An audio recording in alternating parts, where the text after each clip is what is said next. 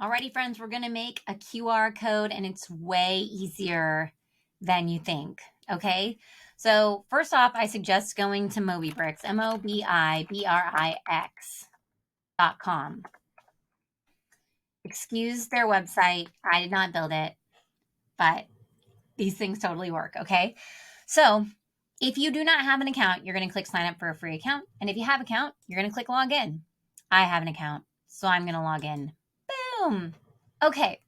So to create your Mobibrix QR code, you're going to click add a new direction.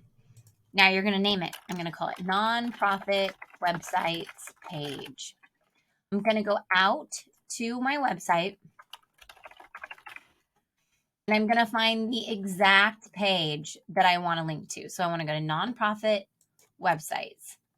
This is the one that I want to link to. I'm going to copy the URL. And then I'm going to go back to Mobibrix and I'm going to paste it right here.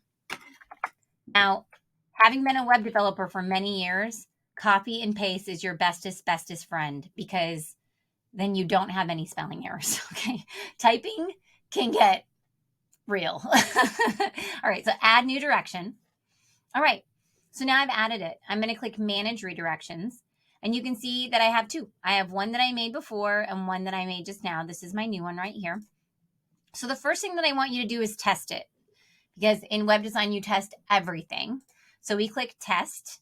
Look, it takes me to the right page. Excellent. All right, so it's perfect. So now I can decide if I want to have it as a JPEG or if I want to have it as a PDF. So if I want it as a JPEG, I click JPEG.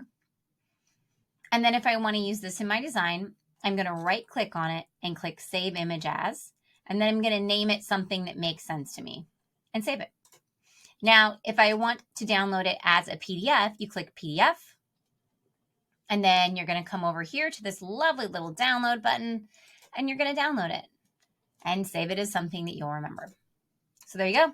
That is how you create a QR code, friends. And if you want to print it, you can print it right here. Click the print button. Whoop, whoop. Now, if for some reason you tested it, it doesn't come out right, this is probably not right. So you can edit it by just typing in there and editing. And then once you're done with your edit, you click update your redirections and then it'll save it.